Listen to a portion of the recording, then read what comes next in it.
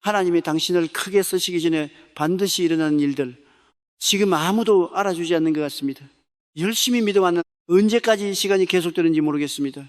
하나님이 나를 잊으신 것 아닌가 하는 생각이 듭니다. 오늘 성경이 말씀합니다. 그것이 하나님이 당신을 크게 쓰시기 전에 반드시 일어나는 일들입니다. 7가지를 확인하십시오.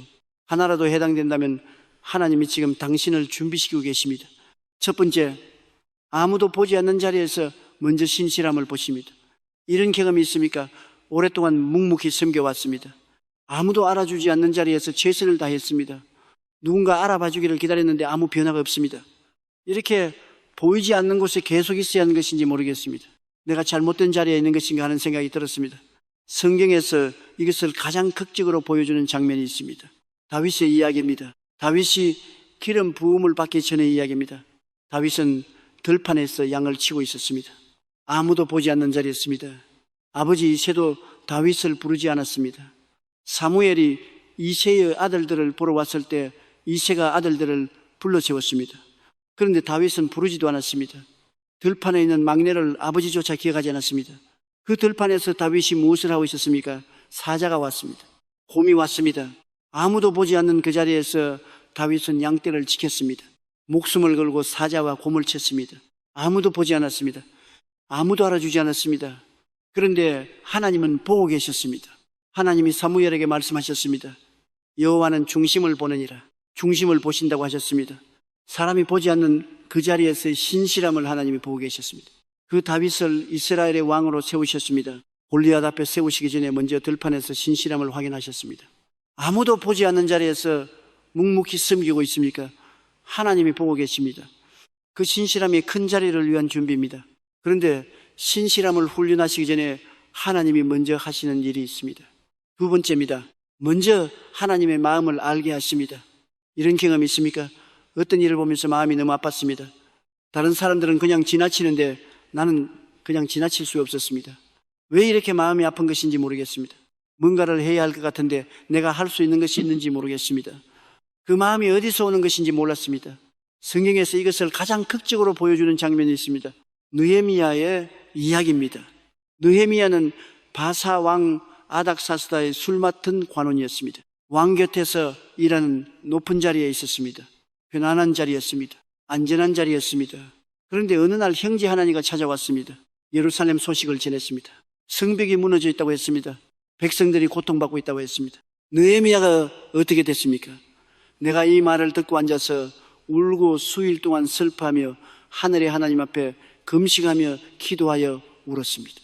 수일 동안 슬퍼했습니다. 금식하며 기도했습니다. 느헤미야가 눈물을 흘린 것은 그 성들의 아픔이 하나님의 아픔이기도 했기 때문이었습니다. 하나님이 느헤미야의 마음에 하나님의 마음을 심어주신 것이었습니다. 그 눈물이 느헤미야를 예루살렘 성벽을 재건하는 사람으로 세우는 시작이었습니다.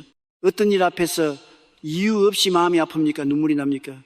그것이 하나님의 마음입니다. 하나님이 크게 쓰시기 전에 먼저 하나님의 마음을 당신 안에 심어주고 계십니다. 그런데 하나님의 마음을 심어주시기 전에 하나님이 먼저 하시는 일이 있습니다. 세 번째입니다. 먼저 상처를 치유하십니다. 이런 경험이 있습니까? 오랫동안 마음속에 상처를 품고 있었습니다. 누군가에게 받은 상처입니다.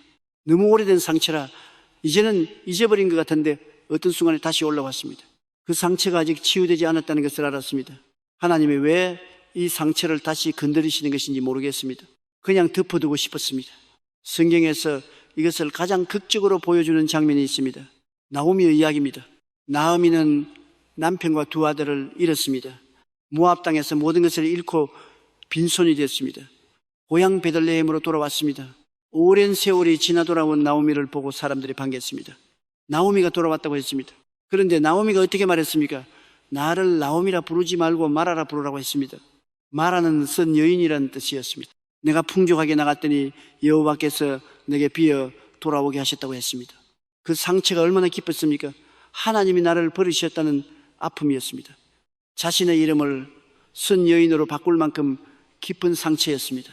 그런데 하나님이 어떻게 하셨습니까? 룻을 통해 나오미를 회복시키기 시작하셨습니다. 룻이 보아스의 밭에서 이삭을 주었습니다. 보아스가 룻을 알아봤습니다. 그리고 보아스가 룻과 결혼했습니다. 아들을 낳았습니다. 그 아들의 이름이 오벳이었습니다. 성경은 이렇게 말씀합니다. 그가 상심한 자들을 고치시며 그들의 상처를 싸매시는도다. 이웃 여인들이 말했습니다. 이 아이가 나오미에게 생명의 회복자가 될 것이라고 했습니다. 마라라고 불렸던 그 여인이 생명의 회복자를 품에 안게 됐습니다. 그리고 그 오벳의 손자가 다윗 왕이었습니다. 나오미의 상처와 절망 속에서 하나님이 이스라엘 역사를 바꾼 계보를 만들어가고 계셨습니다. 깨진 그릇에는 귀한 것을 담을 수 없습니다. 하나님은 크게 쓰시기 전에 먼저 그릇을 고치십니다. 상처를 치유하십니다. 깨진 부분을 싸매십니다. 지금 하나님이 오래된 상처를 건드리고 계십니까? 더 큰 것을 담으시기 전에 먼저 그릇을 온전하게 하시는 것입니다.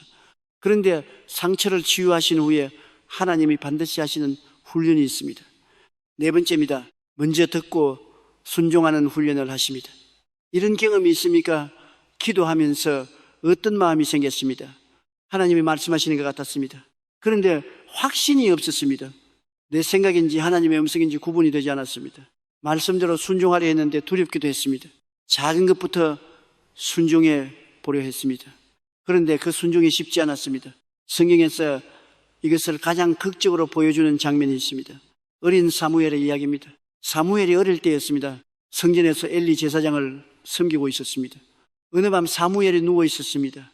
하나님이 사무엘을 부르셨습니다. 사무엘이 엘리에게 달려갔습니다. 부르셨습니까? 하고 물었습니다. 엘리가 말했습니다. 내가 부르지 않았다고 했습니다. 다시 누우라고 했습니다. 또 부르셨습니다. 또 달려갔습니다. 세 번째에서야 엘리가 깨달았습니다. 하나님이 부르시는 것이라고 했습니다. 그리고 이렇게 말하라고 가르쳐 주었습니다. 말씀하옵소서. 주의 종이 듣겠나이다. 사무엘이 그대로 했습니다. 하나님이 말씀하셨습니다. 사무엘이 들었습니다. 그리고 순종했습니다. 그 어린 사무엘이 이스라엘을 인도하는 선지자가 됐습니다. 다윗에게 기름을 부은 사람이 됐습니다. 하나님의 음성을 듣고 순종하는 훈련이 먼저 있었습니다. 큰 사명은 큰 순종을 요구합니다. 하나님이 작은 것부터 듣고 순종하는 훈련을 하게 하시는 것이 크게 쓰시기 위한 준비입니다. 지금 작은 순종을 훈련하고 있습니까? 하나님이 더 큰 것을 맡기시기 위해 준비시키고 계신 것입니다. 그런데 순종을 훈련하시면서 하나님이 동시에 하시는 일이 있습니다. 다섯 번째입니다. 먼저 내면을 정결하게 하십니다. 이런 경험이 있습니까? 하나님을 더 가까이 하려 했습니다. 기도가 깊어졌습니다. 말씀이 살아있게 느껴지기 시작했습니다. 그런데 그러면서 오히려 내 안에는 죄가 더 선명하게 보이기 시작했습니다. 예전에는 그냥 지나쳤던 것들이 이제는 마음에 걸렸습니다. 작은 말 한마디도 찔렸습니다. 하나님께 가까워지려 했는데 오히려 내가 더 부족한 사람처럼 느껴졌습니다.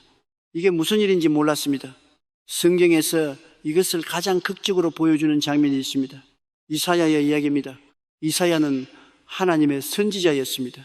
하나님의 말씀을 전하는 사람이었습니다. 그런 이사야가 어느 날 하나님의 임재 앞에 섰습니다. 높이 들린 보좌를 보았습니다. 스랍들이 하나님을 찬양하고 있었습니다. 거룩하다, 거룩하다, 거룩하다, 만군의 여호와여 라는 찬양이 울려 퍼졌습니다. 그 순간 이사야가 어떻게 됐습니까?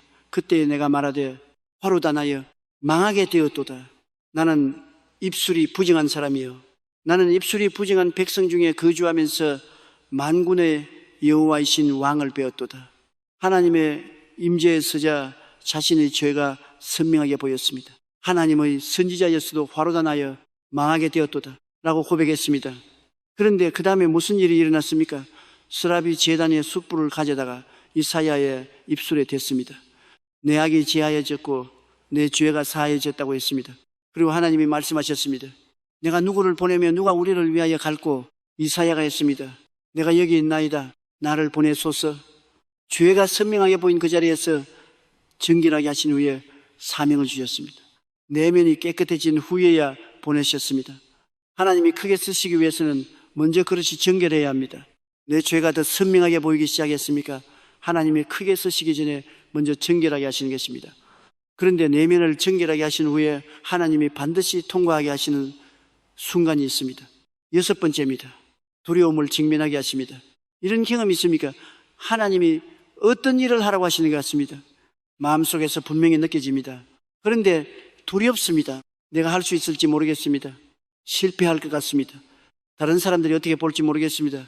하나님이 부르시는 것 같은데 두려움 때문에 나아가지 못하고 있습니다. 믿음이 없어서 이렇게 두려운 것인가 하는 생각이 듭니다. 성경에서 이것을 가장 극적으로 보여주는 장면이 있습니다. 여호수아의 이야기입니다. 모세가 세상을 떠났습니다. 여호수아가 이스라엘의 새로운 지도자가 됐습니다. 요단강 앞에 섰습니다. 가나안 땅이 저편에 있었습니다. 그 땅에는 강한 족속들이 있었습니다. 철병거가 있었습니다. 성벽이 높았습니다. 모세 같은 위대한 지도자도 없었습니다. 여호수아 혼자였습니다. 하나님이 여호수아에게 말씀하셨습니다. 강하고 담대하라. 두려워하지 말며 놀라지 말라. 네가 어디로 가든지 네 하나님 여호와가 너와 함께하느니라. 강하고 담대하라고 하셨습니다. 두려워하지 말라고 하셨습니다. 이 말씀이 필요했다는 것은 여호수아가 두려웠다는 것입니다. 하나님은 여호수아의 두려움을 아셨습니다. 그런데 두려움을 없애주신 것이 아니었습니다. 두려움 속에서도 나아가라고 하셨습니다. 내가 함께 한다고 하셨습니다. 요단강이 갈라졌습니다. 여리고성이 무너졌습니다. 가나안 땅이 이스라엘의 것이 되었습니다. 하나님은 두려움이 없는 사람을 쓰시는 것이 아닙니다. 두려움 속에서도 나아가는 사람을 쓰십니다. 지금 두렵습니까? 그것이 하나님이 크게 쓰시기 전에 반드시 통과하게 하시는 순간입니다. 두려움을 직면한 그 자리에서 하나님이 함께 하십니다. 그리고 마지막 7번째입니다. 오늘 7가지 중에 가장 확실한 증거입니다. 7번째, 반드시 먼저 낮아지는 시간이 옵니다. 이런 경험이 있습니까? 높아질 줄 알았는데 낮아졌습니다. 더 좋아질 줄 알았는데 더 힘들어졌습니다. 열심히 믿었는데 왜 이렇게 낮아지는 것인지 모르겠습니다. 하나님이 나를 잊으신 것 아닌가 하는 생각이 들었습니다. 이 낮아짐이 언제 끝날지 모르겠습니다. 성경에서 이것을 가장 극적으로 보여주는 장면이 있습니다. 예수님의 이야기입니다. 성경이 예수님의 삶을 이렇게 기록합니다. 사람의 모양으로 나타나사 자기를 낮추시고 죽기까지 복종하셨으니 곧 십자가에 죽으심이라. 자기를 낮추셨다고 했습니다. 죽기까지 복종하셨다고 했습니다. 하나님의 아들이 이 땅에 오셨습니다. 말구유에 나셨습니다. 목수의 아들로 사셨습니다. 죄인 취급을 받으셨습니다. 십자가에서 죽으셨습니다. 이보다 더 낮아질 수 없는 자리까지 내려가셨습니다. 그런데 그 다음에 무슨 일이 일어났습니까? 이름으로 하나님이 그를 지극히 높여 모든 이름 위에 뛰어난 이름을 주사 하나님이 지극히 높여 모든 이름 위에 뛰어난 이름을 주셨습니다. 낮아지심이 먼저였습니다. 높이심이 나중이었습니다. 이것이 하나님의 방식입니다. 먼저 낮추십니다. 그리고 높이십니다. 낮아짐이 끝이 아닙니다. 높이심을 위한 준비입니다. 성경은 이렇게 말씀합니다. 겸손한 자를 은혜로 대하시느니라. 겸손한 자에게 은혜를 주신다고 하셨습니다. 지금 낮아지는 것 같습니까? 하나님이 높이시기 전에 먼저 낮추시는 것입니다. 이 낮아짐이 하나님이 당신을 크게 쓰시기 전에 반드시 일어나는 마지막 준비입니다. 지금 이 7가지 중에 하나라도 겪고 있습니까? 아무도 알아주지 않는 자리에 있습니까? 하나님의 마음으로 아파하고 있습니까? 오래된 상처가 다시 건드려지고 있습니까? 순종을 훈련하고 있습니까? 내 죄가 더 선명하게 보이기 시작했습니까? 두렵습니까? 낮아지는 것 같습니까? 그것이 하나님이 당신을 크게 쓰시기 전에 반드시 일어나는 일들입니다. 하나님은 당신을 잊지 않으셨습니다. 지금 준비시키고 계십니다. 이제 함께 기도하겠습니다. 이 기도를 단순한 의식이 아니라 살아계신 하나님 앞에 드리는 진심 어린 고백으로 드리십시오. 하나님 아버지, 오늘 말씀 앞에 섭니다. 왜 이렇게 낮아지는지 몰랐습니다. 왜 이렇게 힘든지 몰랐습니다. 하나님이 나를 잊으신 것 아닌가 하는 생각이 들었습니다. 그런데 오늘 말씀을 통해 깨닫습니다. 이 모든 시간이 하나님이 크게 쓰시기 전에 준비시키시는 시간이었습니다. 아무도 보지 않는 자리에서의 신실함을 하나님이 보고 계셨습니다. 내 마음의 아픔이 하나님의 마음이었습니다. 상처를 치유하시는 하나님의 손길이었습니다. 순종을 훈련하시는 시간이었습니다. 내면을 정결하게 하시는 과정이었습니다. 두려움 속에서도 함께 하신다는 약속이었습니다. 낮추신 후에 반드시 높이시는 하나님의 방식이었습니다. 오늘 확신합니다. 하나님이 나를 준비시키고 계십니다. 예수님의 이름으로 기도합니다. 아멘. 너를 지으신 이가 내 남편이시라. 그의 이름은 만군의 여호와이시며 내 구속자는 이스라엘의 거룩한 이시라. 그는 온 땅의 하나님이라 일컬음을 받으실 것이라. 하나님이 당신을 지으셨습니다. 하나님이 당신을 붙드십니다. 지금 이 시간이 끝이 아닙니다. 하나님이 크게 쓰시기 위한 준비입니다. 하나님의 은혜가 여러분과 함께 하시길 축복합니다.